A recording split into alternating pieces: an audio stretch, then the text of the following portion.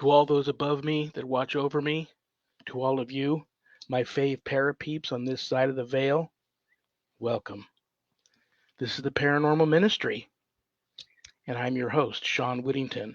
I'm a seminarian in the United States Old Catholic Church, and I'm coming to you live from my haunted house, my very haunted house, where I live. And I have to admit, the last few weeks it's been very quiet.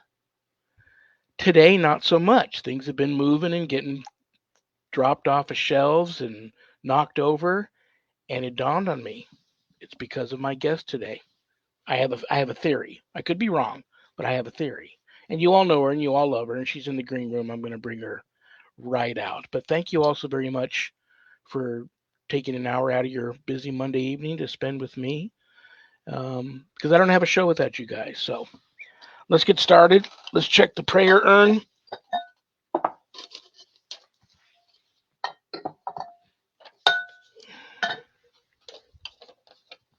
William T. I'm a father. He's in Arkansas. Hi, William. I'm a father, which started at first as an imaginary friend for my young son, has turned into something much more ominous. Could you pray for us? Absolutely. Absolutely, William. And you're not alone, and that happens a lot more often um, than you would think.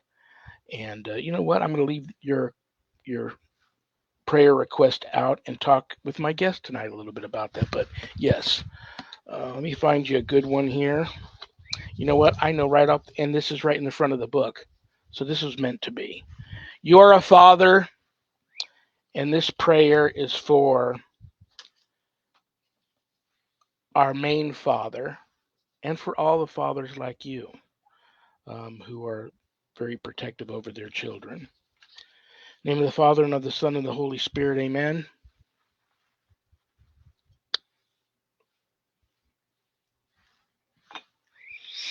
Saint Joseph, terror of demons, cast thy solemn gaze upon the devil and all his minions, and protect us with thy mighty staff. Thou fled through the night to avoid the devil's wicked designs. Now, with the power of God, smite the demons as they flee from thee. Grant special protection, we pray, for children, fathers, mothers, families, and the dying. By God's grace, no demon dares approach while thou art near. So we beg of thee, Saint Joseph, always be near to us. Amen. In the name of the Father, and of the Son, and the Holy Spirit, amen. I will add you to the prayer list after the show, William. And please keep me posted on how things get some clergy over there. Get the house blessed, cleansed. If your son isn't baptized, get him baptized. Keep me posted, please. Thank you. Okay, let's check the Paranormal Ministry mailbag.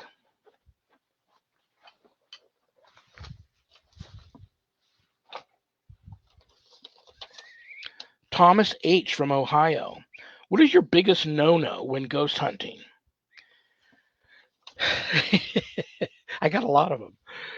I'll make it quick though. Well, I don't really ghost hunt anymore. Back in the day, I did. I don't really ghost hunt anymore. But when I did, my big no-nos were disrespecting a location and disrespecting ghosts. I mean, something as simple as trespassing at a location just to investigate it because it's rumored to be haunted. That's disrespectful. Um, Asking ghosts to, a lot of conjuring and asking ghosts to perform circus tricks over and over and over again. That's disrespectful. So I guess those would be my two big no-nos. But now, with what I do and the kind of cases I work, which are much more of a malevolent type of case, I don't like to conjure. I'm an experiencer. I don't conjure and I don't provoke. Actually, you can throw provoke back on the ghost hunting days too. I never provoked. So then and now, no provoking and no conjuring. No religious provocation either. A lot of people ask me that because of what I do. Do you do religious provocation? And this is another great question that I'm going to leave out. And if we have time, throw at my guest tonight because this is right up her alley. there's anything you want to know about my wife and I and our ministry work, go to our website, www.ghost-b-gone.biz, and that's our website. If you go there, there's a lot of cool things to see. But don't leave the website without doing a couple of things for me, big favors for me. I know times are tough, but if you notice the donate button and you're able to do so, my wife and I don't charge for our ministry work helping people with their paranormal issues. So if you're able to do so, click on it, send in a small donation to our ministry. I promise you, it'll be appreciated from the bottom of our hearts. And trust me, we'll put it to good use. But don't leave without going over to the page called the WSE course/book. And after you scroll through the ghost store and hopefully purchase a couple of things if you go for that sort of stuff, down near the bottom, you'll see my new haunted autobiography, God, Ghosts, and the Paranormal Ministry. And I quote, the scariest book I ever published. That was Annette Munich, my publisher, owner of Stellium Books. But don't let that scare you off of purchasing a copy. If you haven't done your good deed for the day yet, part of the proceeds of every sale of every copy of my book goes to support stjude.org, St. Jude's Children's Research Hospital, Nevada, and the ASPCA. So you get to help some of the neediest children on the planet and the animals too. How cool is that? You can get the book a little less expensive at Amazon, but if you buy it off of the website, I autograph it for you because it comes right from my office, and I enclose it in a beautiful house blessing kit. So you get some tools to help you if you ever have issues of that type and need a little extra help. And this is a great time to purchase the book because there are stories in there that I left open ended because they were still open cases. And God, Ghosts, and the Paranormal Ministry 2 Chronicles of an American Exorcist comes out in November of this year. And I bring closure to some of those cases in that book. So this is a great time to get the first one, get all caught up before, God willing, you rush out and buy the second book when it comes out in November. Scroll a little further down on that page, you'll see the Worldwide Society of Exorcists, which I'm a founding member. I offer a 12-week online college level course, Introduction to Spiritual Warfare, through the WSE. And that is a course for all you true warriors for Christ that feel a calling and a longing to want to have more knowledge when it comes to drawing your line in the sand, making a stand, circling the wagons, and putting up a good fight against, God forbid, true evil if it ever comes calling. That's the course for you. You can enroll in the course at the website. If you would like some more information on the course before making that type of commitment, reach out to me. Give me a call. Send me an email. Send me a private message on Facebook. Ask me about the course. We'll talk. Or you can go to the Worldwide Society of Exorcists Facebook page and read a little bit about the course before making that type of commitment. Most importantly, please keep all of my former, current, and future students in your prayers. And all my students that graduate receive a stunning diploma, certificate of completion, suited for framing, along with some other very special blessed items that you can only get from yours truly. All right, brothers and sisters, the reason why you all tuned in tonight. She's a friend. She's extremely gifted psychic portrait artist, extremely gifted, talented, knowledgeable paranormal investigator, and the resume goes on and on and on. So please, she's back by extreme popular demand because that's how much you guys loved her when she was here the first time. Welcome to the show, the one and only Angela BOLEY. Angela, are you here? I am here. You look so pretty tonight. How are you? Thank you. I feel fantastic. I'm so looking forward to this. And you look so much more brighter than me. I'm in the dark and you're in the light.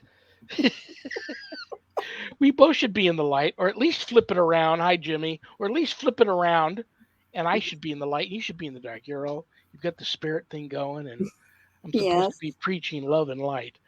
But thank you so much for hanging out with me for an hour and my paranormal ministry family.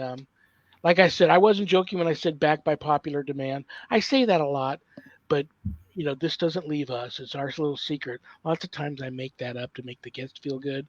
But in your circumstance. It's the God's honest truth. So many people reached out to me after the last time you were here, loved you, and a few people sent questions for me this week leading up to the show when I started promoting your appearance. So, um, thank you. How are you doing?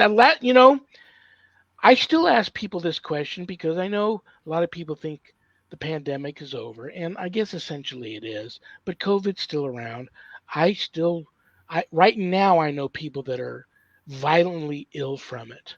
Mhm. Still, I've lost a lot of friends to it. So, how are you and everybody you know that you love that's close to you doing with it? Is everybody's health good? You doing good? I'm doing great. My parents are doing well, and they're healthy, as they can be for the conditions they do have. I did have my aunt's just passed away recently, but she was in her 80s, and it was just her time. But other than that, everybody is doing rather well that I know of in my family. So I'm very grateful for that.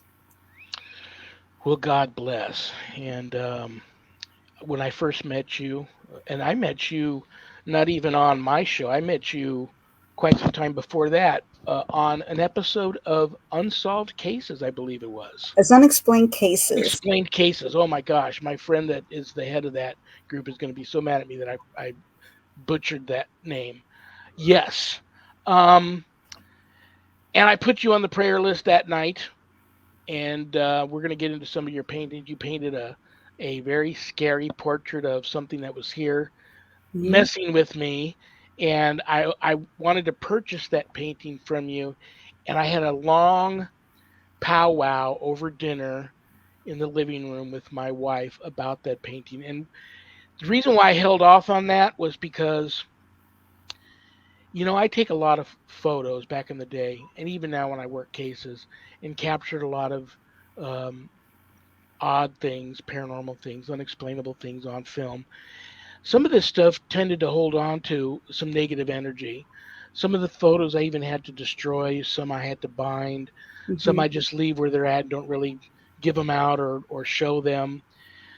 And I feared, and I shouldn't fear anything, but I feared that perhaps so much of your energy, so much more than me just holding a camera up and taking a photo, there's so much more and you being psychically gifted involved in you painting psychic portraits. Because my wife and I at that time were having some issues in the home, I thought it best that I not purchase the painting, but I Mhm. still, every once in a while, I have it downloaded in my many photos here on my hard drive, and I check it out every once in a while, and just it still gives me goosebumps. It makes the hairs stand up on my arm when I take a look at it. So we'll get into all your. You sent me, I think, 9 portraits that my co-producer Zach is going to pull up when we're ready, one at a time, and we'll just take a look at them, and you can tell everybody the story behind them and how that inspiration and that psychic energy came to you to draw that and paint that portrait. But one of the questions sent to me today was people are interested in your story. And I Mhm. believe it stems from there's a lot of people out there that are psychic that don't know it, psychic that are a little scared of it, psychic and are trying to work with it, and some scary things have happened. But I know a lot of people are interested in your story. So, Angela, you know me. People tune in for you. They didn't tune in for me. If you want to talk for the next hour, I don't care. But tell everybody about your story. So when I was about 5 years old, I mistook a bottle of aspirin as a bottle of candy, and I consumed all the aspirin in that bottle. Oh my gosh. And I was bleeding through the stomach. I didn't know it. I started vomiting blood. I was rushed to the emergency room. I went into shock, and the emergency physician, who was an emergency pediatric unit at the time, said that I needed blood. He told the nurse to go and see the blood reserve to see if there was any blood that they could provide to me. And the nurse came back and said, no, there wasn't anything. And the doctor told my parents I was going to die. I continued to go into shock. I felt hot. I felt cold. I felt hot. I felt cold. I finally felt extremely cold. And he laid me on the table, put a blanket over my face. I didn't know why. And I actually heard him make a phone call. And then he went back to my parents and said, I called the county coroner. I don't know how long it's going to take for him to get here. It could be minutes. It could be hours. And he said, this is the youngest child we ever had die in our ER before. I didn't know what that meant. I didn't know what death was. I was just too little. And after he had put that blanket over me and I was laying there on the table, I actually had this sensation of going through a tunnel. And like I had little cobwebs that I was experiencing as I passed through that tunnel. And then I saw very clearly a beam of sunlight shining through the ceiling. And I thought, sunlight doesn't shine through ceilings. How is this possible? And what ended up happening, I actually rose out out of the table I was laying on and floated up the sunbeam. And I actually floated through all the floors of the hospital to see all the patients and all the other floors. And I rose higher and higher, and then I could look down on the roof of the hospital beneath my feet. And I look up and I'm seeing I'm heading towards an extremely bright light. And I still have my rational thinking. So I said, am I heading towards the sun? Where am I heading? Then I look over and the sun looks dim compared to the light I'm going to. The light I'm going to is so much brighter than the sun, many times bigger. And I go into that light. And while I'm in that light, I feel such incredible joy. And there was no doubt that this was a source of all intelligence, the source of all order, the source of all perfect love, joy, peace, everything good. And intelligence that I can't describe to you. It's so much higher than our thoughts. And a voice emerged out of that light and said, your body is made out of individual small structures called cells. I'm repairing every single one of them, and I'm sending you right back. So after I was in the light for some time, the reverse happened. I actually came down the light, down to the roof of the hospital, through the floors, and I could see my body laying on the table. And that jarred me. It's like, that's my body, and it's just a device that I occupy. And I lined up with my body. And as I lined up with my body, I heard that voice say, get up, get up, get up. And on the third time he said, get up, I leaped off the table. And the doctor, the nurse, everybody looked incredibly shocked. I didn't know why. I just thought I woke up. And the doctor went over to my parents and said, can I re-examine her? And of course, my parents said, yeah, go ahead and re-examine her. So he re-examined me, and he said, not only is she fully recovered, but she's actually healthier than the average child her age. And I had been dead. I had no pulse. I had no brain activity. I had no heartbeat. I had no blood because I completely vomited the full volume of blood I had in my body out through my stomach. And I'd been dead for over 30 minutes. And I had no damage. And I was actually came back healthier than before I died. So when I came back and I went home, that's when I started immediately seeing spirits. Our house was haunted, and I would see these shadow figures, they, these horrible shadow figures that would growl at me. You know, they'd come out of the walls, they'd come out of up of the floors. In fact, there's one of them I sent you. A portrait I did of one of these shadow figures rising up out of the toilet. It scared me really terribly. And I was actually at somebody's house when that happened. It was at my cousin's house. So I thought the haunting was kind of limited to my house.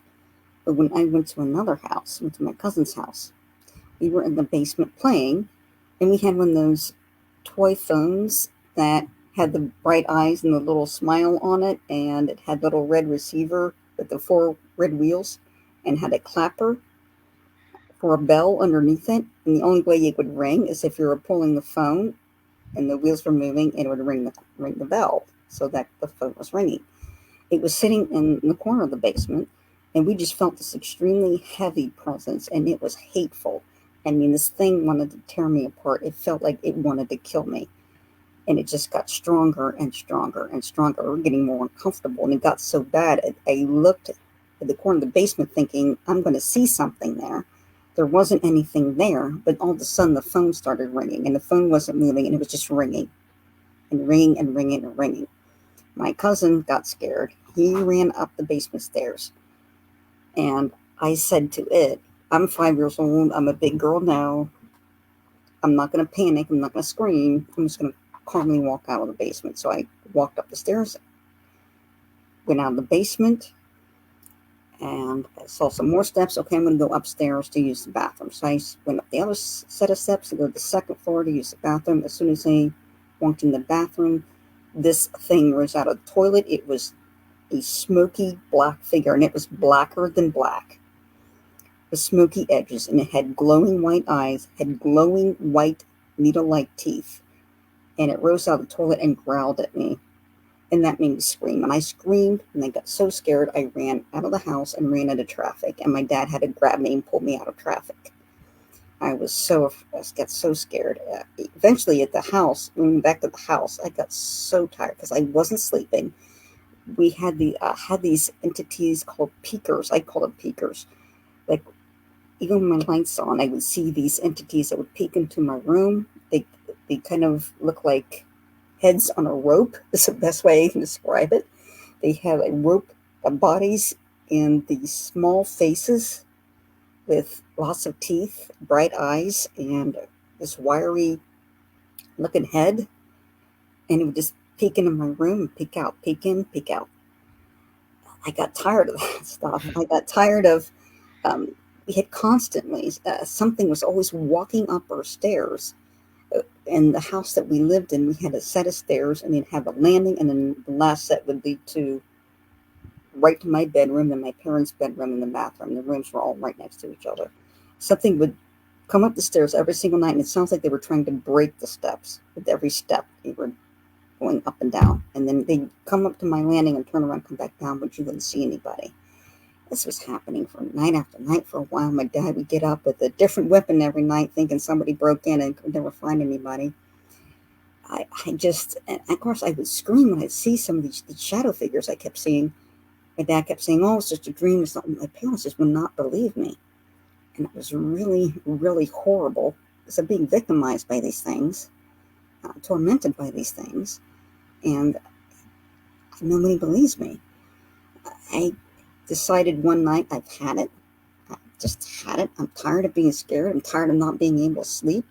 So I turned all the lights on, turned all the lights off in the house. And normally I was sleeping with the light on. So I turned everything off and wandered around the house in the dark, like, come out and face me, come out and fight me, come out and fight me. Keep in mind, I'm still a little girl. Yeah.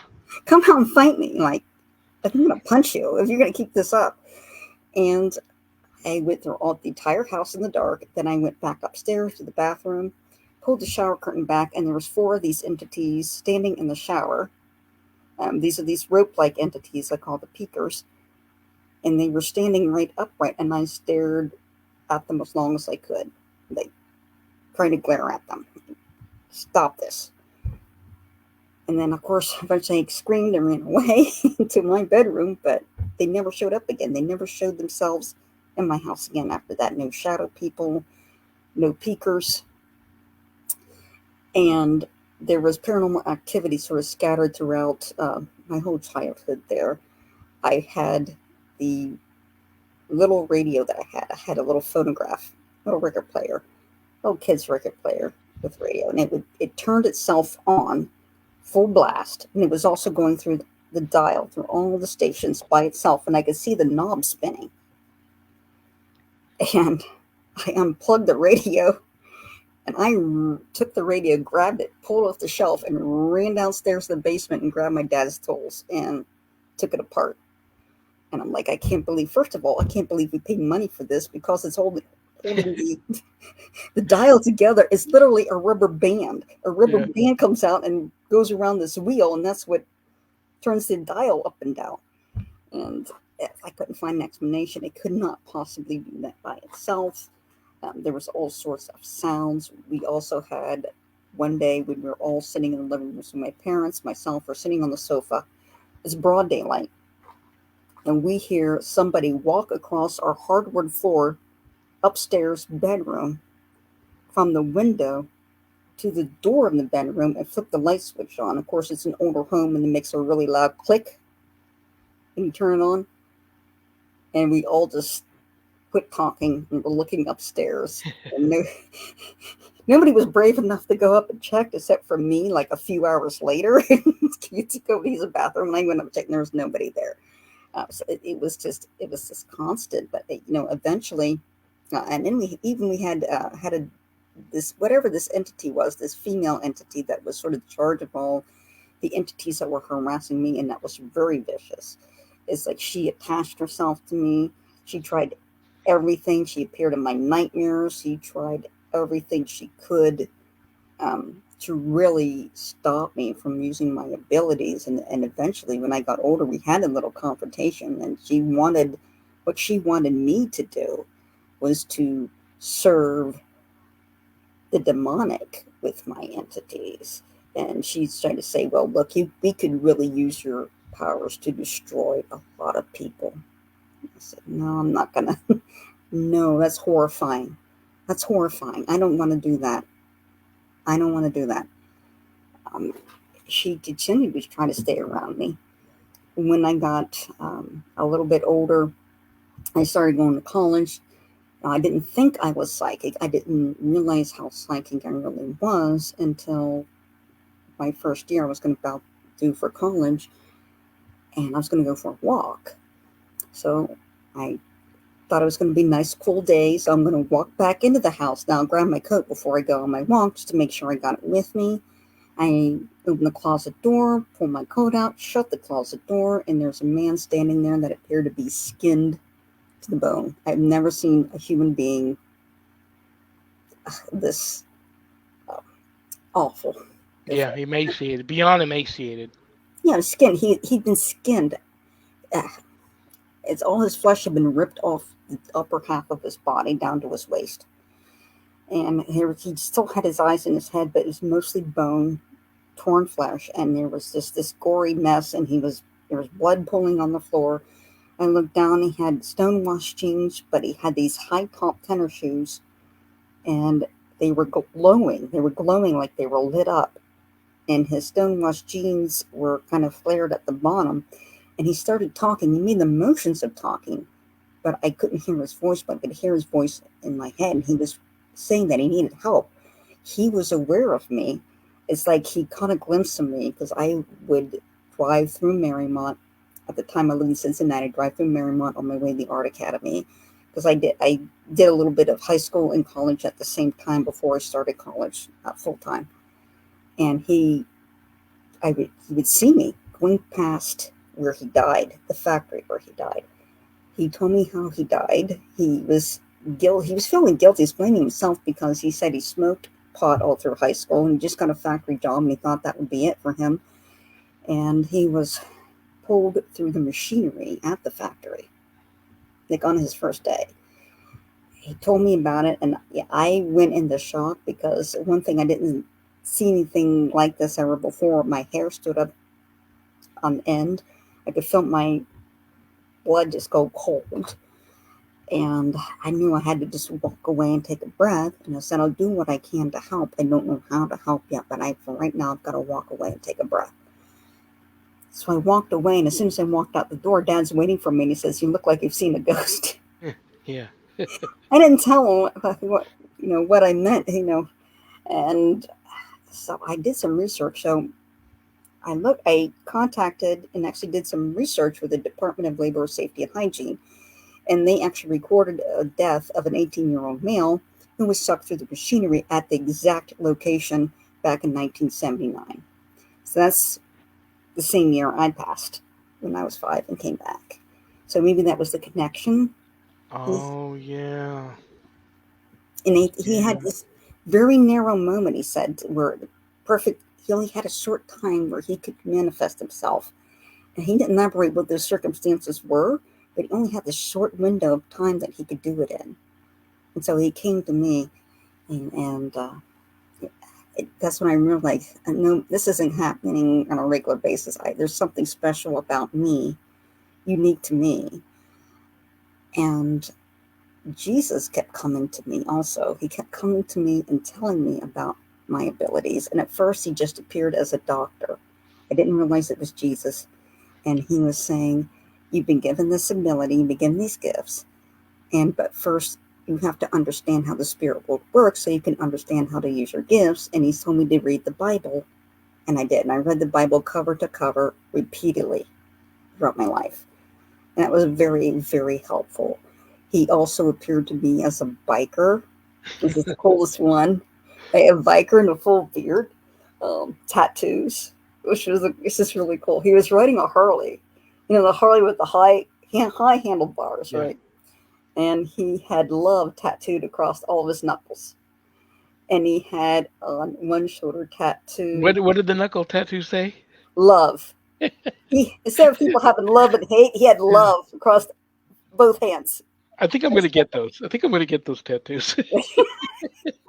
And then he had Alpha and Omega tattooed on one shoulder. And in the shoulder, he said, was born to die, raised from the dead. And he looked at me with such love, and there was this incredible love in his eyes. And he says, before you were born, I knew you. I'm like, I know he's my father. I wasn't thinking Jesus, but I was like, I know he's my father somehow. Before I was born, he knew me. Like before creation, he knew me. And he said to me, the demons want control of your gifts, but I have given you this. And it is through my Holy Spirit that I control it. The demons can't control it, only I do. And that's when I realized, like, okay, Jesus gave me these abilities, these gifts. Because it was like he had attuned me when I came back, or attuned me with some frequency where I could see and experience the spirit world more fully and more strongly. I eventually teamed up with a paranormal group, and I thought, well, I'm not the kind of psychic that can go into a house and just tell you the history, but that's exactly what happened. Didn't even know the address I was going at. Somebody just came and picked me up in the car and took me there. And as soon as I walked in, I felt like I was being pulled back in time, and I was being pulled back to the 1940s. When I stepped in, I saw a woman in the kitchen that was dressed in her 40s, like house dress, and she was cooking. And I went in the basement, saw her husband who wore a hat, and he smoked a cigarette, and he liked to play cards down there. And I got that they didn't have any kids, they were middle-aged. And I picked up a shadow person that was upstairs. I could also hear arguing between two living people there, the father and the daughter. So the daughter um, had a unexpected pregnancy, and so the father and daughter had been arguing quite a bit. And I could hear it. And the case manager said, well, the house that was originally here was built in the 1940s. There was a middle-aged couple that lived here. They never had kids. The man wore a hat and he liked to smoke. It's like, oh my gosh, I got everything right on. And then there's reporting shadow people. And the owners of the house showed me a photograph, and they took a photograph of their dogs. Their dogs would refuse to go in the kitchen. And one of the dogs, who was not even a hunting dog, but was pointing like a pointer at the kitchen, exactly spot where I saw the woman standing.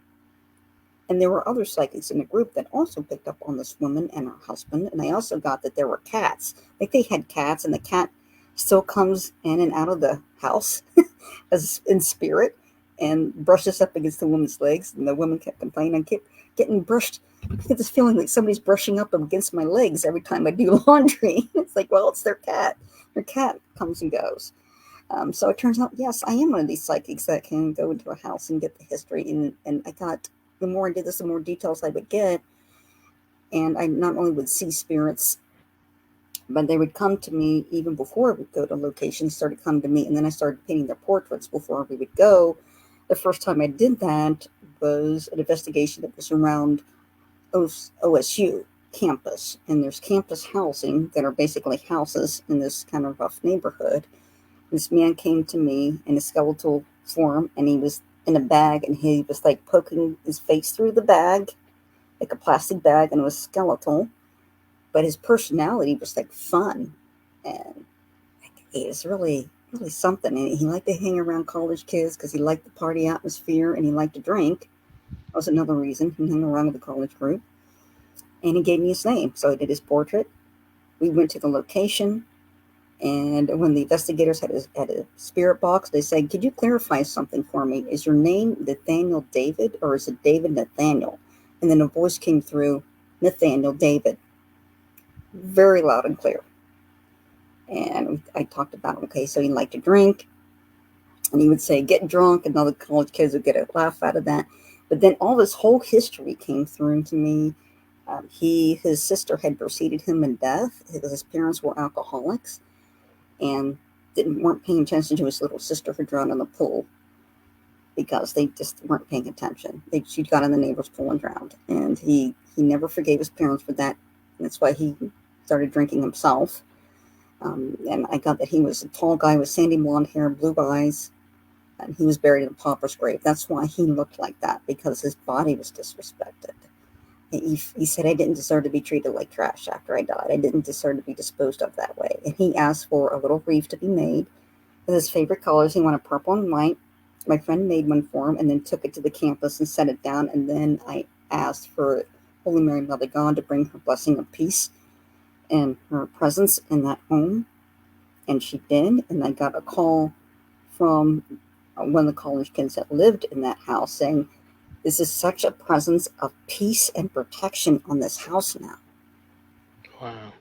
And I helped David. He helped him cross over. I asked Mother of God, please open the doorway to heaven to help him cross over. And his family came over. So his sister had grown up in heaven. I got to see what she looked like. And she brought other relatives he didn't know about that had passed. They all gave him a big group hug, and they were walking towards the light. And as he got towards the light, he looked more and more human. He looked more and more healthy and wonderful and happy. And then he just crossed over. Wow. It's amazing. I have a bunch of your paintings. I'm going to ask you a quick question, then I want to start. Yeah, before we run out of time, I want to make sure people see these paintings. Mm-hmm. Um, Let me ask you this question about your painting. You've got an event coming up. I wish I lived closer to you. I would so be there. Um, Post Town Elementary School, and the event is called the Non-Con 7. Yeah. Apparently, that's a big deal because there's been six before this one. Yes. And it's September 23rd, 24th, 25th. You're going to be there speaking, meeting people, displaying your psychic portraits. If someone wants to buy a psychic portrait, is there energy good or bad, or is there anything they should be concerned about purchasing your portraits? No, it shouldn't be, because I've had people that've had negative attachments, and those negative attachments, because we have guardian angels, and it is enlist assistance of their guardian angel to take that attachment away and push it away and get rid of it. But they shouldn't be concerned. The most of the time, I'm usually picking up angels, uh, angels in the form of animals, as we call spirit guides, or animal spirit guides. Loved ones are coming through who are guiding and protecting. I can count on one hand how many times I've had run into people that have actually had something negative attached to them. And they can actually message me. My Facebook page is Angela BOLEY, Psychic Portrait Artist. You can just send me a message on Facebook. Let me know you're interested. Also, when I'm at Post Town as a vendor, I do quick readings, about 10 or 15 minutes, and Oh, just to very do a quick cool. painting, and they charge $30 each for that because it's very brief. It's only 15 minutes. But the ones I do at home take about 4 to 8 hours to produce, and I'll include not only what spirits are there, but their messages, whatever visual symbols or images they want to convey into the artwork. Very, very cool. I so wish I lived closer to you. Um, and I know Poatstown Elementary Schools, what better place to have that type of event? Very haunted. Rumors Extremely. I hear about it, very haunted. Um, well, listen, I don't know which ones Zach's going to put up. He'll just put them, I think I have maybe nine of them. We're going to Right. put them up one at a time. And when they pop up, it may just be you and the painting on the screen. I may not be on the screen anymore. But when they pop up, uh, go ahead and describe what we're looking at. Sure. And whenever Zach, there we go. Okay, Oh, so I remember that one. yeah, this is my angel who hangs out around me, and he's fiery. And the reason why he looks like fire is because that fire represents the passion of God's love for us. and he is always with me. And especially if I'm doing any type of energy work where that person needs an energy clearing or cleansing or healing, he's right there helping. That is a wonderful painting. Oh, well, that one is. I remember that one too. Yeah, that's another one of those. Uh, and a lot of people see that portrait and they don't even realize what you've got going on in the back there. That's really that's not good. So talk to everybody about that portrait. Yes, so these entities came to me. These are negative. These are the demonic entities that feed off of fear, hatred, negativity, and they were bragging. It's like, we don't care who sees us now. You're going to paint our portraits. So I did the portraits, and then like telling everybody you need to forgive and be kind and belong to Christ, because you don't want to empower these things. You want these things to put these things under your feet.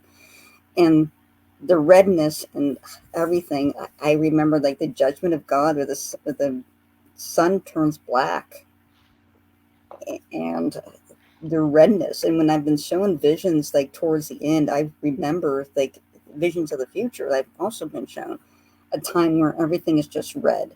There's no daylight, there's no dark. The sky is just red all the time, and even the air is red. And that's what I incorporated into the artwork, because it was just so, felt like it was so tied into Final Judgment. And some people would think it reminds them of 911 with that cityscape behind them. But yeah, those are the type of entities that influence people through their negative emotions, because they are empowered by them. But if you're kindness and you forgive, these things will have no power. Wow, that's intense. I love this one. Yeah, this one is around a woman that recently had lost her husband, and she also recently lost the use of her legs. And this angel says he's the guardian of this blue white flame. That's an energy that she can use for healing. And her husband actually had a hand in this, her deceased husband, because that little symbol on his chest there is a structure that's attached to these samurai helmets as a decoration that he had. So that's on his chest, and I didn't know it. But this angel has a blue, white flaming sword, an axe, and blue flaming wings. And when this one was a little girl, she accidentally killed a parakeet. Her parakeets, her parents raised parakeets, and she accidentally killed one playing with one. But he No. still hangs around her, and he loves her. And she also has a dove that I see around her in spirit as well. And I incorporated all of that messaging into that painting. This angel is really a guardian angel, and he's incredible. I mean, it's got these beautiful blue flames. Amazing. That's wonderful. And this is another one. I asked her deceased husband, who showed up at my house. And my parents and my Tho- dad, those pesky spirit hitchhikers. like, my parents, like, didn't believe me. They just thought that I was just running some sort of angle in my artwork, and I'm not really psychic, until he showed up at our house. And but I didn't even know who he was, but he had paranormal activity. He took her husband showed up in a dream. I knew who he was instantly, even though I knew he died as an elderly man. But he showed up when he was 18, and he was just he had a dark T-shirt, and then he disappeared. And after that, he wanted to show that he was here. So he actually took a suction cup that my dad always attached to his golf bag, put it in the truck for my dad, so he can have it ready when he's golfing. And then before my dad got in the shower, he laid out my dad's deodorant and razor. And my dad always has this razor deodorant tucked in the drawer. This time was on top of the sink, and the razor was standing up by itself. It's one of those plastic razors. They cannot stand up by themselves the way they're designed. But No. it's standing upright. But this was his communication to her. He wanted this painted for her, and he wanted to show that he is still learning. On the other side, he's learning about different alternate realities and how they kind of intermix with each other. And those spirals represent sort of like the spirals of galaxies and different time. Uh, he's learning about these very sophisticated things, and he was a very intellectual man, so it's kind of appropriate he's continuing to learn. And his wife loves it. I mailed it off to her, so we're Still waiting for her the post office to deliver all of her paintings, but that was the painting that he wanted me to paint for her and to give her. Wow, that's very cool. Very cool. This And is this, a scary one too. yeah, this is the Yeah. thing that I saw when I was 5 that scared me so bad. And when I told you earlier about the entity that rose out of the toilet, this is what it looked like. And there was actually, in demonology, there's a Babylonian demon called Sulak that supposedly rises up out of the toilets, and that's what the one that sent me into the street. It was, it terrified me as a kid, and they growled, and it was horrible. It was like the deepest growl you've ever heard. A lot of these scarier pictures, if for anything, they could be used as just reminders, solid Mm-hmm. reminders as to, you know, your your worst fears not only are true, but there are things a lot worse than your worst fears. And Mm-hmm. you're absolutely right with what you said earlier. I tell people every day, I have a lot of people that reach out to me that aren't religious at all. They have no real religious belief system, but they're good people, but they're having these issues, spiritual issues. And I just tell them, it's so simple. Just wake up every day and try to be the best version of yourself that you can every day. Turn the other cheek. Learn how to do that. Learn how to be humble and just treat people the way you would want to be treated and try to start, spreading the love and be more loving and forgiving and accepting of people and just try to raise that vibrational level up. And I think think about if everybody in the world just did that one little simple thing, how Right. much things would be different right now. And I'm thinking about that portrait you pictured of oh, this is another scary one. I don't like this one either. This is one of the peekers that, as a kid, that were peeking that peeked into my room. That's what they kind of look like. It's kind of like a rope-like body, no arms, no legs, on a head on a kind of like a rope-like, wiry rope-like body, glowing eyes, sharp teeth, with a small head that was always peeking into my room at night. Yeah, I don't like that one either. I mean that in a good way. Now this one's cute. I really like this one. This little guy is what you call a spirit animal. They're like angels, but in the form of animals, and it has happened to be the otter who is teaching the person how to use clairaudient and become clairaudient. And he's meditating in water, kind of representing the spirit world. And he's like, meditate with me. I just called the painting you oughta meditate. He's uh, kind of floating in water there, and that's very cute. That's very cute.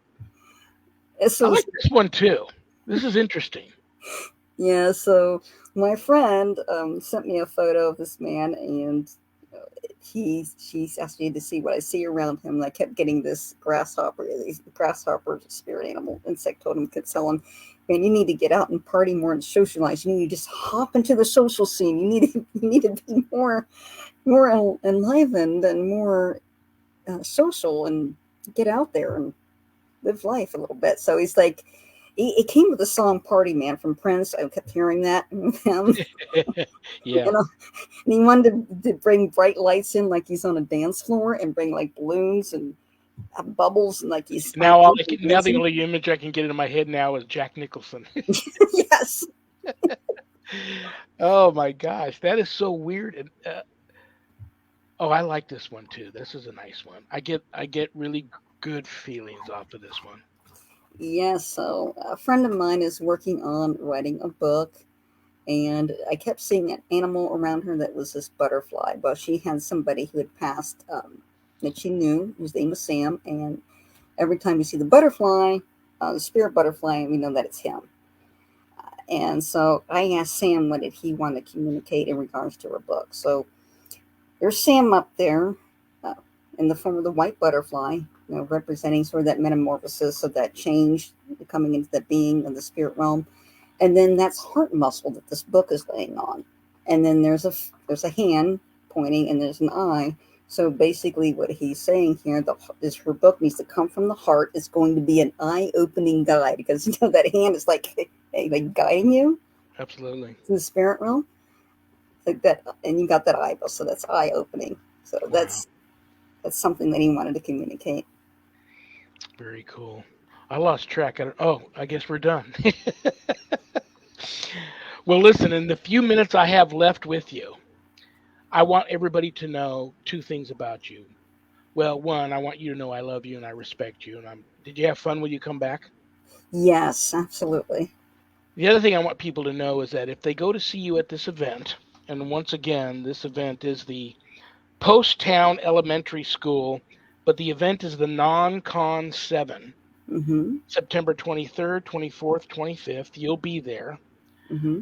Um, and you can they can either sit with you, get a quickie reading and a quickie psychic drawing, Right. but they can also hire you to do a more in-depth drawing, painting like we've just all seen of them. They can reach out to you, Yes. probably get a reading, but then also have you remote view them and your psychic visions of them and everything that's going on. That you can do a psychic portrait, a custom psychic portrait for them.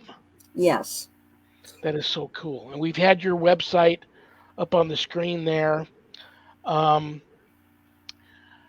I don't know anybody like you, and you're so talented and gifted. I know we talked a little bit in the green room that you've got so many more paintings, and you want to put together a book. I know Yes. Zach's going to introduce you, send you some information on some people he knows that some publishers. I'll do the same. I would be first in line to get that book when you finally get it done. Follow through with that. I think that is a win-win situation for you for sure. And do you still enjoy paranormal investigating, or are you more into just giving psychic readings and doing the portraits? I'm doing more of the psychic readings and portraits, not so much investigating. A lot of times when people are investigating, I'll do it remote viewing, and I just need basically the photo of the location and where it physically is, like city and state where it is, and then I will go there. I know we did one experiment with Rick, who's a producer off of Unexplained Cases, Garner, yeah. and he set up an experiment where I was remote viewing another investigator, and he didn't know, and I was going to try and actually manifest it some way like a spirit would, and just tap him on the shoulder. So I kept following him, and I kept tapping this investigator. He doesn't know it, and we have everything time stamped. So I sent Rick a message, what I was doing, that I was tapping on the shoulder, and he asked me, who did he, was he standing or sitting? I said, well, he was doing a little bit of both. I was following the whole time, and he's standing, and there's a woman with this curly brown hair that's with him. And then he played the video, and there's a time stamp of me with my response, what I'm seeing, and I'm tapping him on the shoulder, and a video at the same time where he's in the hallway of a hotel, and there's a woman with long brown hair, and he's saying, I got this cold feeling on my shoulder. It feels like somebody's on my shoulder. And he put on EMF meter, and I set off the EMF meter. So I was able to manifest like a spirit would, because I was there. I was able to tell him where he was, who Wow. was with him, and actually sent up an EMF. And I don't know if he didn't affect an actual tap, but he felt like a cold spot, like right on his shoulder where I was trying to constantly tap him. That's amazing to That me. is amazing. I want to throw a personal. I have a lot of friends like you that are truly gifted psychics, and I have a lot of friends that head up paranormal teams. Some love working with psychics, some don't, and the ones that don't really know why they don't. Somewhere they saw a show somewhere where somebody said, we don't work with psychics. I think um, that's sad. And Yeah, anybody that has a team that doesn't have one that's watching the show, you're a perfect example of why someone gifted like you is invaluable to a team, and that if teams that don't already have a psychic medium, a gifted one working with them, if they come across one, they should really think about you know, uh, letting one join or asking one to join their team because absolutely, it's absolutely, invaluable. It's absolutely invaluable. absolutely. For example, there at Post Town, we were in the nurses' station, and I was assisting another team there as a psychic. I was just there by myself, and there's another group there, and he decided he was going to do a flashlight test. He was supposed to loosen up the flashlight and set it on the table and do yes or no questions. But he wasn't asking questions that were relevant. So I kept picking up on this nurse that said that was very frustrated with parents for not taking their kids to the doctor because some of these kids that she was seeing, this is back in the 1930s, has very serious illnesses and they need a lot more help than she could provide. And she was very frustrated. And I had him ask the nurse, "Are you frustrated with parents not taking their kids to the doctor?" So the flashlight he had sitting on this large table started spinning. And he started asking the question that I prompted him to ask based on what the impression is. It started spinning, spinning, spinning clockwise. It spun faster and faster, and then it slid to the end of the table and just stopped. He forgot to unscrew the ends, so this is the way that she could communicate, was spinning the flashlight around in the middle of the table in front of everybody and sliding the end to stop. If I had not been there, he would not have had that result because I was picking up on what the nurse was feeling and her frustration with the parents, and like, I can't do enough for these kids. These parents have got to step in and take their kids to a doctor. At that type of thing, if I had not been there, he would have kept on asking irrelevant questions that had absolutely no connection to school whatsoever or to the what happened there, and you would have not gotten that result. So I think it's important. It also helps the paranormal team to focus and not waste their time on the rooms where spirits may not be occupying, and go to places where they are, and gathering evidence. So you're not just doing some grid pattern hoping to catch something. You can actually focus your time and your effort somewhere that's worthwhile and not. Absolutely. Angela, if I was there, I'd give you a big hug and a kiss. Have a wonderful, wonderful remainder to your Monday evening. I'll send you some information on publishers, so will Zach. And I can't wait till we do this again. And thank you so much for being here tonight, okay? Well, thank you so much for having me on. It's always a blast. Thank you so much. You'll be back. You have a good evening. I'll see you later. Thanks, you too. Bye Good night. bye. You're welcome. I love Angela. She's just very gifted, very cool. Uh, I have some reading to do, so I'm going to turn on my little nightlight here because I am in the wow, I'm in the really in the dark here. I have this big tree outside my window, and this the later show on Monday. The sun goes behind this big olive tree, and then it just okay. I'm going to be here this Friday. Are you guys sitting down? They're the cutest lovebirds I know. They're a husband and wife spirit channeling team, and they're both authors, and they're both just really cool people. I love them both. I've known them a long time. Very talented, very gifted. Barry and Connie Strom will be here this coming Friday, September 23rd. That's going to be very special. The United States Old Catholic Church has night prayer every weeknight, Monday through Friday, 7 p.m. Pacific, if you're interested in that. And I have the link always on my personal Facebook page. Bishop James Long always has the link on his personal Facebook page. And the United States Old Catholic Church also has Bible study every Wednesday and Sunday afternoons at 5 p.m. Pacific. Again, you can always find the link on my personal Facebook page, on Bishop James Long's personal Facebook page. That's really a good time, too. Um, I want to thank my co producers, Zach and Adrian Clayton. And Zach did a bang up, thank you, brother, did a bang up job today getting Angela's pictures all set and ready to display for us. That was awesome. Thank you, brother. I want to thank Things Network. I want to thank Temple of Phoenix Rising Entertainment. I want to thank Skeleton Key Network. I want to thank Pact. Little P, capital ACT, Pact. Podcasting for All Coming Together channel. All of these wonderful networks for simulcasting my show. Thank you, thank you, thank you. And thank each and every one of you for hanging out tonight. I'll see you all Friday. I love you all. And this is now bad joke time. I'm going to pull a bad joke out of a hat. These are jokes that you all sent in, and it's my poor attempt to try and put a smile on everybody's face before I say goodbye.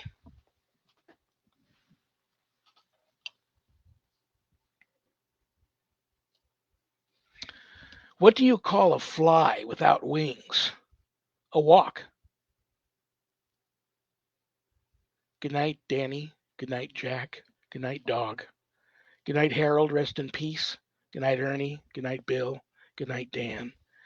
I love each and every one of you. You're all on the prayer list. Peace.